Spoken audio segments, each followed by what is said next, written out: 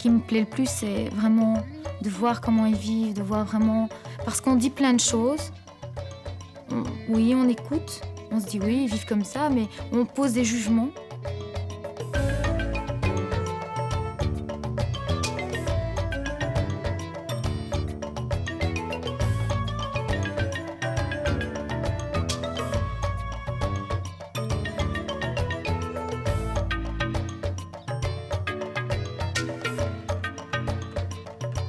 Connaître, c'est découvrir, et c'est à ce moment-là se dire oui, je ne suis pas d'accord avec ça, ou je suis d'accord, je comprends mieux leur état.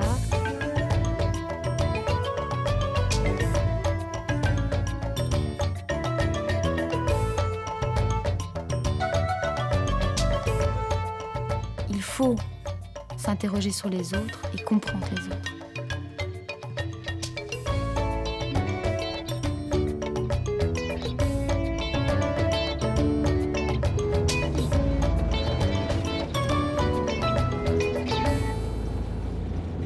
Être confronté à la réalité des pays du Sud, c'est ce qu'ont tenté 6 jeunes filles belges en venant vivre pendant 2 semaines avec les habitants du village de Niakhar, au Sénégal.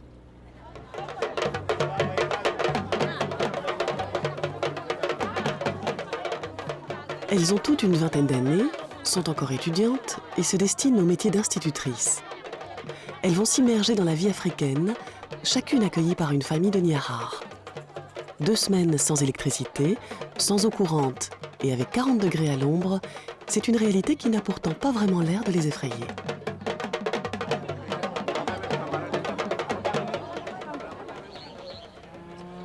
Niakhar est une petite bourgade essentiellement agricole de 5000 habitants, située à 150 km au sud-est de Dakar.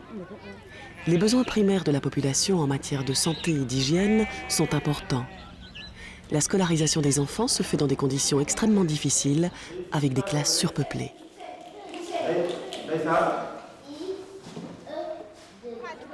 En dehors des travaux des champs et du petit commerce, il est illusoire de trouver un emploi à Niakhar. Très souvent, de toutes jeunes filles partent pour la ville afin d'essayer de gagner un peu d'argent, mais surtout pour soulager le budget familial.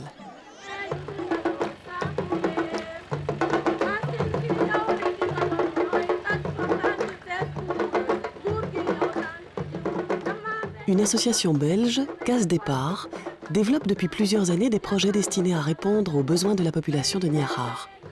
C'est Case Départ, en collaboration avec Djaljek, un des groupements féminins du village, qui ont mis sur pied cet échange avec les jeunes étudiantes belges. Le but est notamment d'étudier les possibilités de mise en place d'un centre de formation des jeunes filles, ce qui participerait à enrayer leur exode vers la capitale.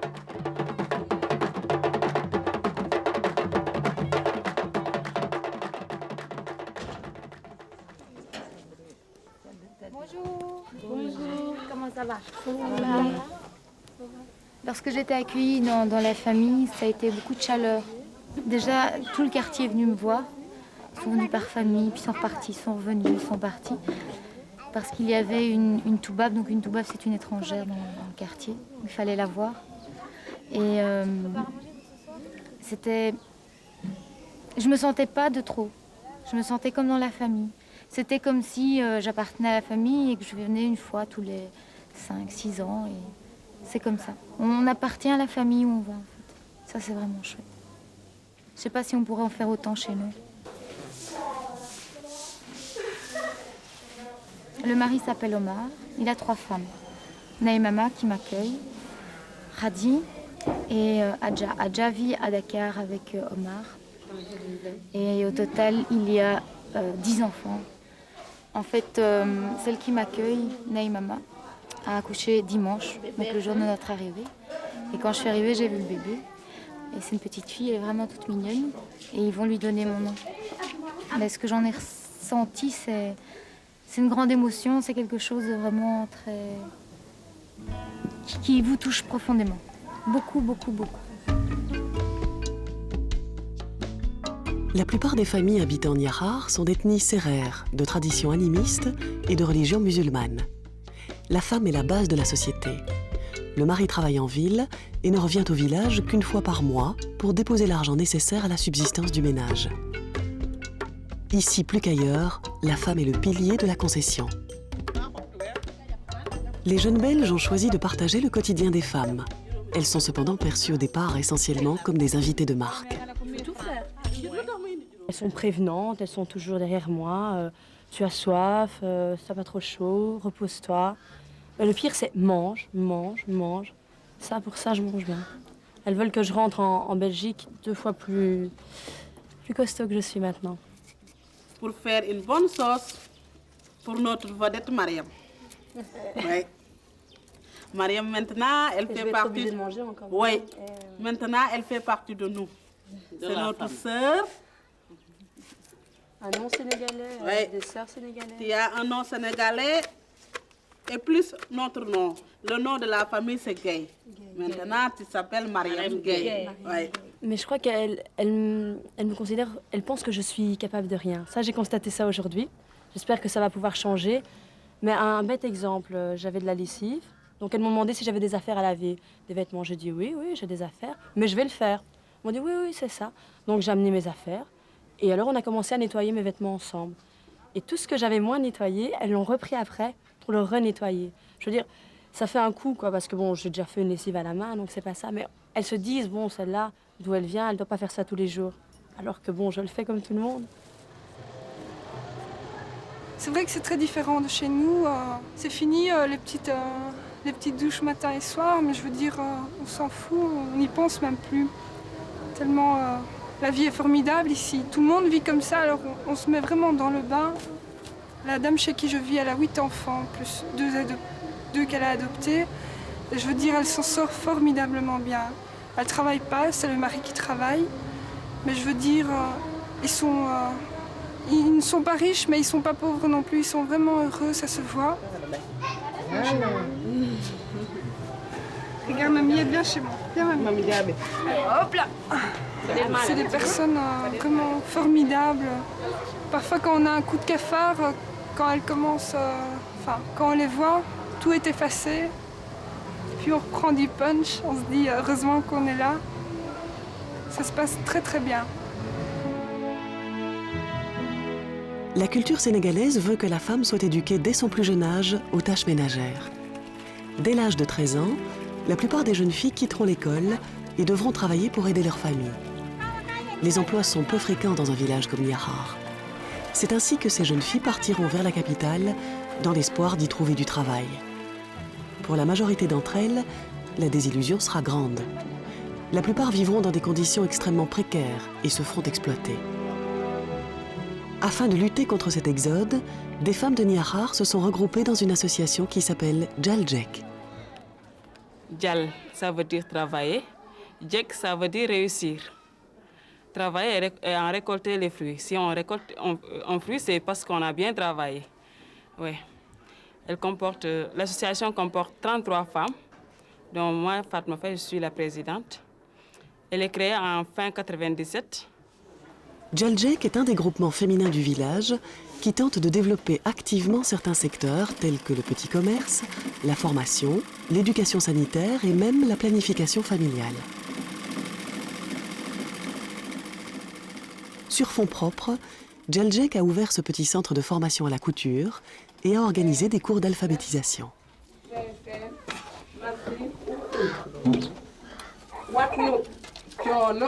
Ces expériences extrêmement positives ont décidé Case Départ, en collaboration avec le service laïque de coopération au développement, une ONG belge, à participer aux côtés de l'État sénégalais à la création d'un véritable centre de formation polyvalent. Ce centre sera destiné non seulement à l'apprentissage des jeunes filles, mais aussi à la formation des femmes plus âgées. Un fonds de crédit sera mis à leur disposition afin de favoriser le développement de leurs activités dans le village. Ça va les aider à mieux gérer leur situation et à les retenir surtout au village. Parce que moi, je crois que s'ils vont à Dakar, c'est parce qu'ils n'ont pas quelque chose à faire ici, dans le village. Et si, par exemple, on avait un centre de formation, ça les inciterait à rester dans le village, à apprendre un métier qui va les servir toute leur vie. C'est afin d'apporter le témoignage de leur réalité quotidienne que Djaljek, avec l'aide de Case Départ, a invité les jeunes Belges.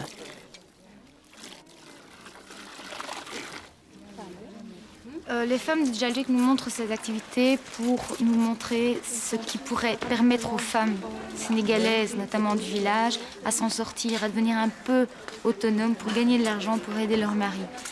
Et il y a plein d'activités qu'elles voudraient faire. Et pour le moment, c'est beaucoup la teinture. Donc c'est aider à faire des pagnes ou à recolorer des vêtements pour pouvoir les vendre, pour pouvoir avoir un peu plus d'argent, pour aider la scolarisation des enfants parce que ça coûte très cher, la nourriture. C'est pour ça qu'elles nous montrent tout ce qu'elles font, à côté de leur vie de tous les jours que nous vivons chez elles en fait. La découverte de l'autre passe par la notion de partage, avant d'échanger valeurs et réalités quotidiennes. Partager un repas constitue un bon début. On a choisi de faire des crêpes parce que c'est un plat qui est assez européen. On pensait qu'elles n'en avaient pas mangé, enfin, surtout des desserts sucrés. Je pense qu'elles font leur plat et ensuite elles ne font pas de dessert. Alors on voulait leur montrer que chez nous, on mangeait un plat et ensuite on mangeait quelque chose de sucré comme dessert pour compléter.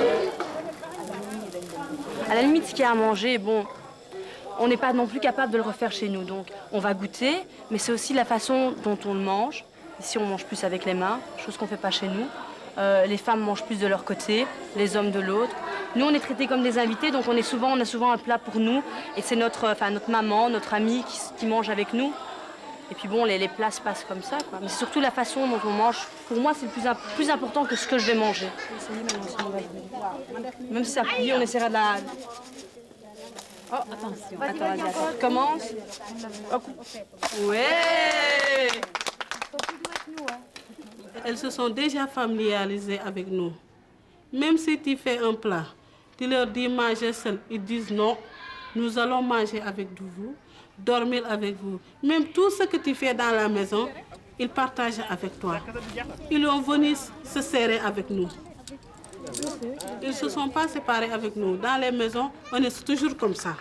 Si tu leur dis, il faut rester ici prendre de l'air, moi je vais puiser de l'eau, ils disent non, donne-moi une bassine aussi, moi aussi je vais partir avec toi. Donc, nous le trouvons vraiment bien, gentil, large, souriante. Surtout, ils aiment beaucoup les plus petites. Ils aiment toujours nos plus petites. Ils aiment beaucoup les enfants.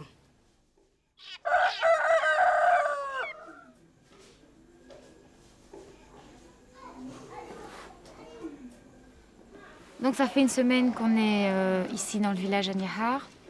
Et moi je me suis très bien adaptée. Je me suis fait tresser les cheveux, je mets des boubous, je fais la lessive, je nettoie la maison. Le contact avec les femmes est très facile. Elles acceptent très facilement qu'on soit là. Mais il faut vraiment faire très attention à ce qu'on fait. Parce qu'elles sont très vite vexées ou... Enfin, c'est pas vexées, c'est quand elles vous invitent à manger et que vous refusez parce que vous voulez aller vous reposer. Pour elles, c'est comment refuser une invitation à dîner et c'est vraiment très mal pris. Donc il faut vraiment faire attention, aller petit pas par petit pas, parler, dire je ne peux pas boire ça parce qu'il faut bien expliquer pourquoi, répéter plusieurs fois et aller doucement. Non, on va d'abord au dispensaire pour le bébé. On va d'abord au dispensaire, après on va au marché. La femme sénégalaise, c'est une femme très chaleureuse qui pense à tout, qui pense à ses enfants, qui pense au bien-être de tout le monde, qui pense que la vie, c'est quelque chose de merveilleux et qu'on ne peut pas... on ne peut pas ne pas être heureux, en fait. Sandrine accompagne Naïmama et son bébé à la consultation du poste de santé de Niahar.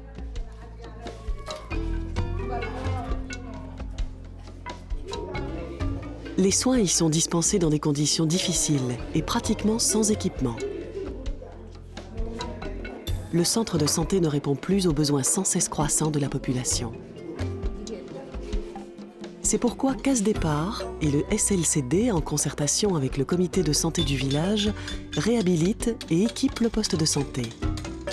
De nouveaux bâtiments sont construits qui accueilleront une maternité, une unité nutritionnelle, des salles de soins et une unité d'hospitalisation. Le poste de santé de Niahar est un poste qui couvre toute une communauté rurale qui compte environ 20 000 habitants. Je pense que c'est un projet qui peut contribuer à l'amélioration de la santé des populations de Niakhar, surtout en ce qui concerne la santé maternelle et infantile. Les accouchements, les consultations pré- et postnatales, la surveillance nutritionnelle des enfants, tout ça avec les nouveaux locaux et le nouveau personnel qu'on va avoir, je pense que ça va contribuer à l'amélioration de la santé des populations de Niakhar.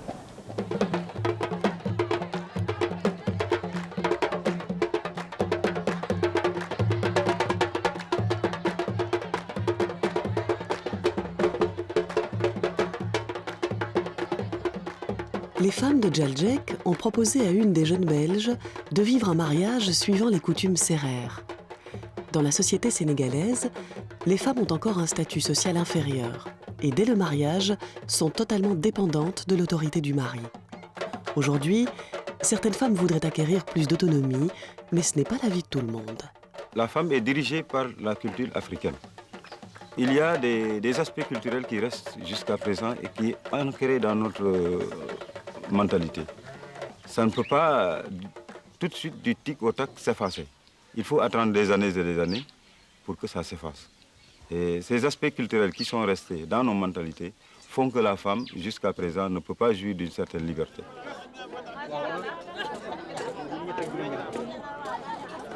La femme ne doit rien faire sans l'autorisation de son mari. Vu dans l'angle africain, c'est bon qu'il y ait toujours l'obéissance à son mari. Parce qu'il faut qu'il y ait quelqu'un qui est responsable des choses. Mais si chacun est responsable, alors finalement, il n'y a pas de responsabilité. Et c'est ce qui fait les difficultés actuelles parce que les femmes réclament cette responsabilité. Mamadou a choisi, il y a quelques années, de s'installer dans le village et de participer avec lucidité à l'évolution des mentalités. Avec Djaldjek, il est à l'initiative de la venue des jeunes Belges. Le mouvement de femmes comme le mouvement Djaldjek, c'est des mouvements qui sont nécessaires. Nécessaires dans la mesure où ça contribue à la formation de la femme. Bon, parce que je me situe toujours dans ce processus de développement, dans ce contexte de développement où il faut aider les gens à se former. Sinon, ils vont prendre un autre tournant. Mamadou est instituteur. Il est donc bien placé pour savoir que la culture traditionnelle est un frein important à la formation des jeunes filles et donc à l'acquisition de leur autonomie. L'instruction a toujours été synonyme de liberté. La création d'un mouvement tel que Djaldjek et la venue des jeunes Belges au village sont des indices annonciateurs de changement des mentalités. C'est maintenant à la femme sénégalaise de revendiquer fermement sa reconnaissance. Je crois que notre présence ici a fait au moins... Ça les fait réfléchir un peu, ça les fait se dire... Mais elles comparent beaucoup, parce qu'elles nous demandent beaucoup. Et la Belgique, c'est comment? Et quand on parle des hommes qu'on a, enfin, de nos maris, de nos amis, elles sont là, elles sont toutes étonnées. Elles se disent, mais c'est pas possible qu'il y ait des hommes qui réagissent comme ça. Oui, je crois qu'elles se révoltent. Mais c'est intérieur, elles n'osent pas encore l'exprimer. Elles gardent tout en elles. Je sais pas si vous... Enfin, il y a une des femmes qui disait, mais je peux pas parler, ils sont là. Mais j'ai envie de crier, j'ai envie de... Elle était là, elle avait tellement les nerfs, hein, mais elle peut pas. Il y a toujours quelque chose de plus fort qui l'empêche de parler, de dire aux autres c'est fini, on va plus se laisser faire, on va être égal à vous, on veut être vos égaux, on veut être sur le même piédestal. Mais il y a toujours le poids de la tradition qui les empêche. Mais je crois qu'elles sont en train de changer, en train de se bouger.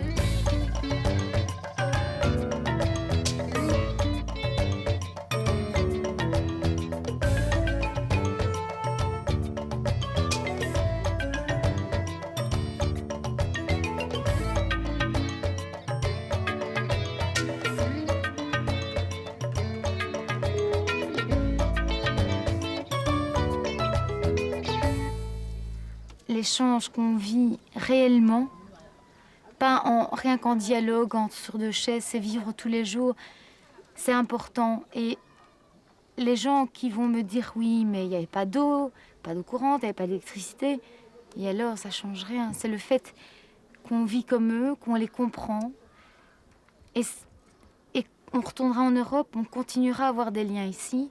On continuera à les aimer tout autant que maintenant. Et je crois que le départ va être très difficile. Je crois que ça va être très très dur. Et que la fraternité n'est pas nécessairement avec les gens qu'on rencontre ici. Ça peut être autre part, ça peut être chez nous. Parce que même chez nous, entre Belges, il n'y en a pas. Il y avait la maman de... Le départ est proche. Demain, les jeunes filles retrouveront leurs occupations, leur rythme, leur vie. Tous ces moments partagés, toutes ces découvertes auront sans doute changé quelque chose dans leur perception de l'autre et enrichiront leurs futures pratiques professionnelles.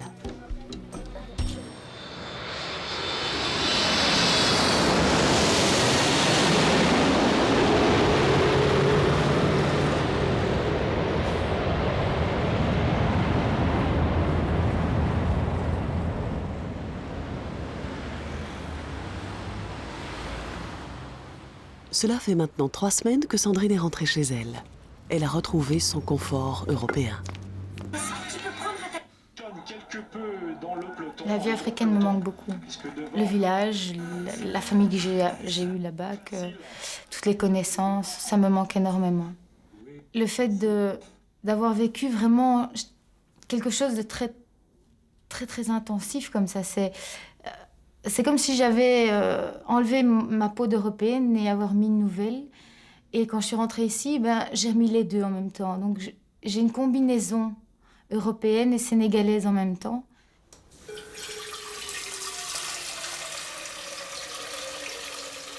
Nous, en arrivant comme Toubab, on vit quand même différemment. Et les gens faisaient l'effort de comprendre pourquoi on ne buvait pas l'eau du robinet, pourquoi on ne pouvait pas boire le lait caillé.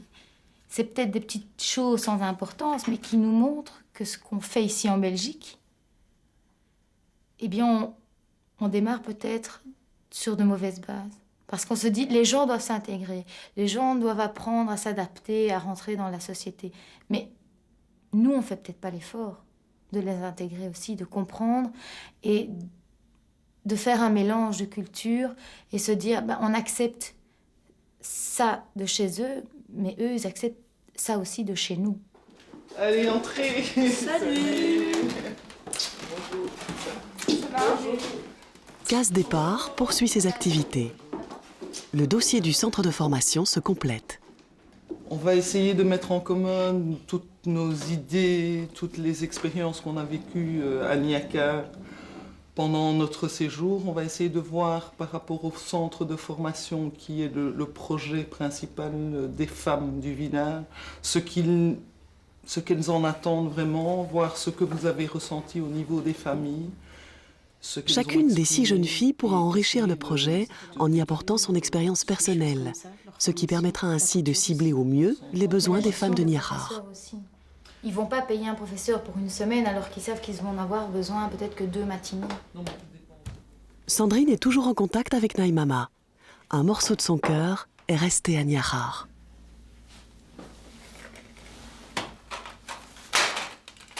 Chère Naïmama, j'ai retrouvé mon chez-moi. La vie est tellement différente entre le village et Bruxelles. J'ai enfin préparé le sirop avec les feuilles de bissap que tu m'as offertes. Je t'avoue que le boire en fermant les yeux me fait penser à vous, aux femmes du quartier, à l'ambiance si calme que j'ai connue. Ici, tout n'est que stress et recherche du temps perdu. Je pense qu'avoir vécu avec vous m'a ouvert les yeux sur certaines choses. La réalité n'est pas toujours celle que l'on croit. J'aimerais tellement vous revoir et faire connaître cette vie à mes amis, à ma famille, car on ne peut la comprendre sans l'avoir vécue. Vous me manquez tous. Je vous embrasse. Sandrine.